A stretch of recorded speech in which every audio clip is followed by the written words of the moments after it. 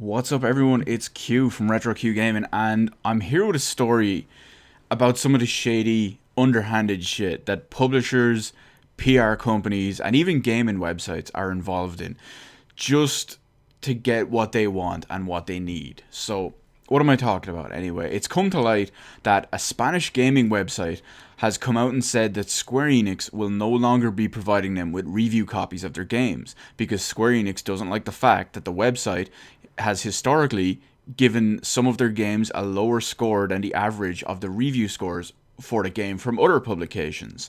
An example being I was going to say Resident Evil. An example being Final Fantasy 15, in which the publication gave Final Fantasy 15 a score of 7.5 out of 10. Still a decent score, but yeah, I can see what they're aiming at, being, a game this hyped and in production for so long and all that as well. So the website, which is called, and I hope I get this correct because I don't speak Spanish, but I believe the website is called Area Jugones. Again, apologies on the pronunciation. Whose numbers seem to average roughly around reaching 700,000 people a month, which is actually pretty decent for a single European publication, or a single European country, mind you. For the simple reason is we don't have an individual country in Europe that will have, say, 100 million people like America will. So when it comes down to something that would be isolated to one or two countries, yeah, it's pretty decent. So the editor of Area Higones, again, with the pronunciation, I hope I'm doing it correctly. The editor, Juan Alberto Linares, pronunciations from Spanish just not working. He says he received a phone call from a member of Koch Media. Now, Koch Media is a PR company for several game publishers here in Europe, including, say, Atlas of the Persona series fame, and Square Enix, which obviously handles stuff like Final Fantasy. So the PR rep told Juan that they had scored Final Fantasy 15 one full point less than the current average of Metacritic. Now, we're using Metacritic is just a bad example anyway from an official point of view, and that this hurt their interests as a company. And then they started talking about other Square Enix games that the site has reviewed, such as the 8.5 for Deus Ex Mankind Divided and 7.8 for World of Final Fantasy.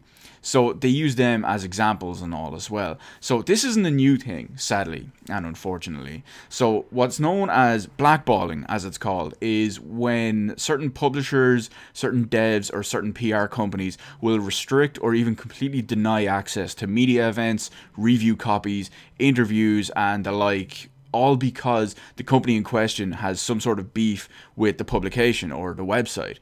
So sometimes it might just be like a generic blanket marketing thing, like when Bethesda announced earlier this year, recently actually, that they won't be giving out review copies of all upcoming further games anymore. So this is a double-edged sword, if you will, in my opinion at least anyway.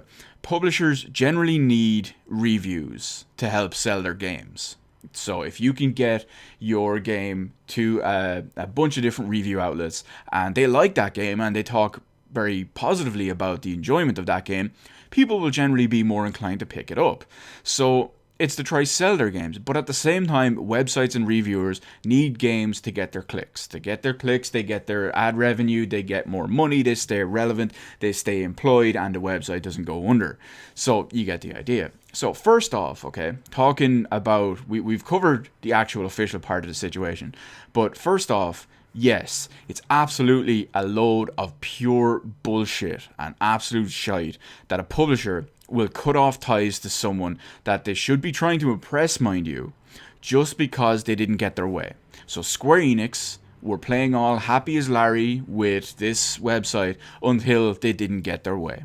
And on the flip side, websites and magazines and the like should definitely not score higher than they feel is justified, just so they can keep the publisher happy to try sell more games, because that compromises their journalistic integrity.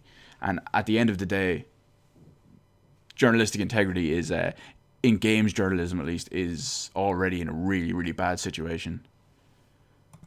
Secondly, which I think is especially funny, because about an hour before I read this story, I was actually talking with a friend of mine who we were having some food, and we were talking about how much we generally think game reviews and the whole game review industry is a complete sham and probably rife with underhanded dealings, back alley, shady shit, and just certain agendas that a lot of these places try to push.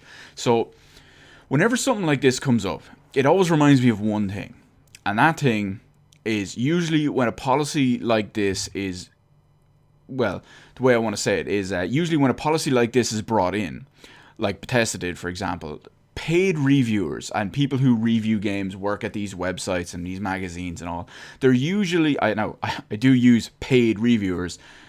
I use the term in air quotes, they're usually the first people to cry, unfair, unfair, yet when it suits them, which is most of the time, they'll lie, cheat, and steal, if anyone got that reference, to get any type of inside information or inside info or whatever it is, behind the scenes stuff, to keep themselves relevant and to give them one up on any other website or publication and anyone else, basically. So at the end of the day, your reviewers, websites, magazines, etc., you are not entitled to inside early info, a review copy, or whatever it is, in a day and age where you struggle to remain relevant as it is, let alone for all this stuff. Now, I'm not defending, in this specific example, the shit that Square Enix and Koch Media are doing, I'm not defending shit like this, okay? So this specific heavy-handed, strong-arm shit that Square Enix pulled, but I just mean in general. Anyway, let me just end the video on two well-known examples, okay? Everyone remembers the Kane and Lynch GameSpot incident, right? Remember where the GameSpot editor was fired for scoring Kane and Lynch, which is pretty much a subpar game for the most part, mind you. I do kind of enjoy it for its kind of, I don't know what you'd call it, cult, pulp fiction-y badness, whatever way you want to look at it anyway. I kind of enjoy it for that part, but generally it's a sub-average game. So they scored that pretty low. I think it was about 6.5 out of 10 or so. I can't remember exactly the score. And funny enough, IDOS Interactive published that game, right?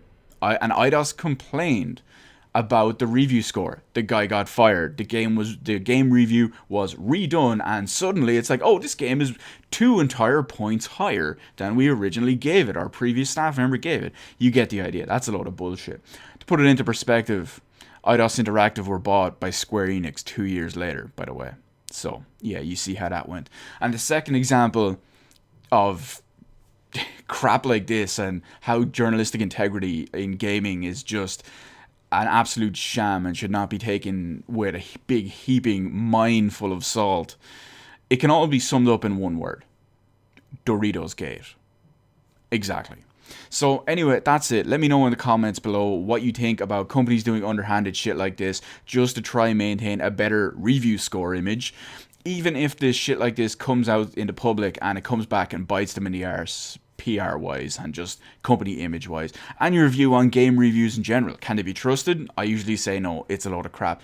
Anyway guys, that's it. Hit the like button, leave all those comments, hit the subscribe button. You can follow me on Twitter, details in the description below. Thank you for watching, and I will see you in the rest of the videos in my channel.